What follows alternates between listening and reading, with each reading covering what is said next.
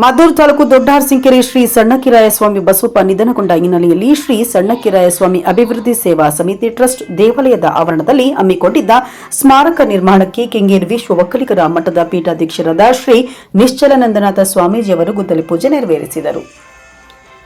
ಬಳಿಕ ಶ್ರೀ ನಿಶ್ಚಲಾನಂದನಾಥ ಸ್ವಾಮೀಜಿಯವರು ಮಾತನಾಡಿ, ಜನಗಳಲ್ಲಿ ಧಾರ್ಮಿಕ ಭಾವನೆ ಮೂಡಬೇಕು. ಪ್ರಸ್ತುತ ದಿನದಲ್ಲಿ ಯುವಕರಲ್ಲಿ ದೈವ ಭಕ್ತಿ ಕಡಿಮೆಯಾಗುತ್ತಿದೆ.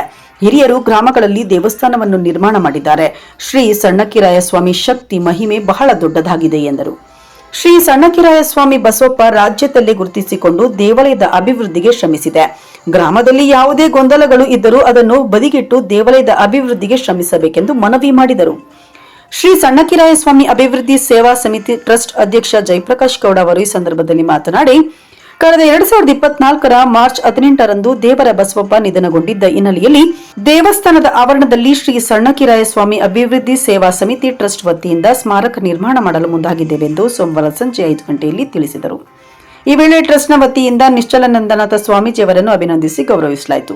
ಈ ವೇಳೆ ಶ್ರೀ ಸಣ್ಣಕಿರಾಯ ಸ್ವಾಮಿ ಅಭಿವೃದ್ಧಿ ಸೇವಾ ಸಮಿತಿ ಟ್ರಸ್ಟ್ ಉಪಾಧ್ಯಕ್ಷ ಹೊನ್ನೇಗೌಡ, ಪ್ರಧಾನ ಕಾರ್ಯದರ್ಶಿ ಕಾಳೇಗೌಡ, ದೇವರಳ್ಳಿ ದೊಡ್ಡೇಗೌಡ, ಮಾಲ್ಗಾರ್ನಹಳ್ಳಿ ಅಭಿಜಿತ್, ರವಿಕುಮಾರ್, ಗೌಡೇನದೊಡ್ಡಿ ಚಿಕ್ಕಮರಿಗೌಡ, ಕುರಿಕೆಂಪನದೊಡ್ಡಿ ಅರ್ಕೇಶ್, ನಾಗೇಗೌಡ ಸೇರಿದಂತೆ ಹಲವರಿದ್ದರು.